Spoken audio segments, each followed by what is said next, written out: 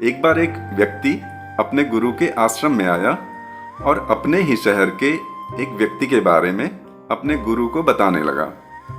उसने बताया कि वह आदमी कितना पापी है, बुरा है और चोर भी है। उसने और भी बहुत कुछ बुरा कहा उस व्यक्ति के बारे में, जितना बुरा वह कह सकता था। गुरु ने उसकी सारी बात सुनने के बाद कहा, लेकिन वह बांसुरी बहुत अच्छी बजाता है। तभी वहां एक दूसरा व्यक्ति आया, जबकि पहला व्यक्ति अभी वहीं बैठा हुआ था। दूसरे व्यक्ति ने भी अपने गुरु से उसी व्यक्ति के बारे में बताना शुरू किया और कहा, गुरुदेव, वह आदमी बांसुरी बहुत अच्छी बजाता है। तो इस बार गुरु ने उस व्यक्ति से कहा, लेकिन वह चोर है। गुरु की बात सुनने के बाद दोनों व्यक्तियों ने आश्चर्यचकित होकर अपने गुरु से पूछा कि इसका क्या मतलब हुआ गुरुदेव? जब उस व्यक्ति की बुराई हो रही थी तब आपने उसकी अच्छाई बताई, और जब उसकी अच्छाई की बात की गई तो आपने उसकी बुराई की। तब उनके गुरु ने कहा, मैं तो सिर्फ तुम दोनों की बातों को संतुलित कर रहा था।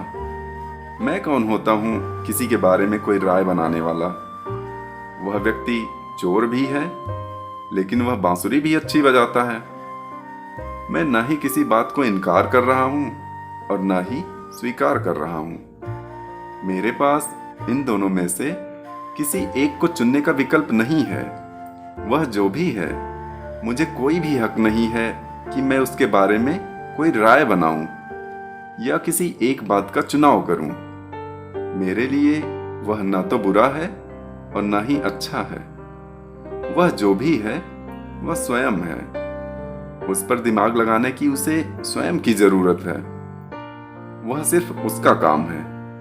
मैंने तो जो कुछ कहा वह बस तुम दोनों की बात को संतुलित करने के लिए कहा।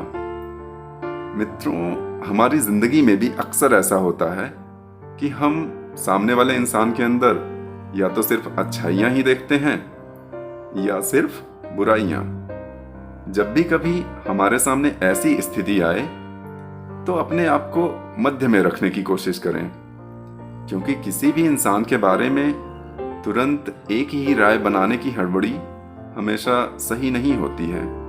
इसलिए अगली बार किसी भी व्यक्ति से मिलने पर उसके बारे में तुरंत एक राय बनाने से पहले अपने आप को मध्य में रखकर जरूर विचार करें। सदैव प्रसन्न रहिए, क्योंकि जो प्राप्त है वही पर्याप्त है।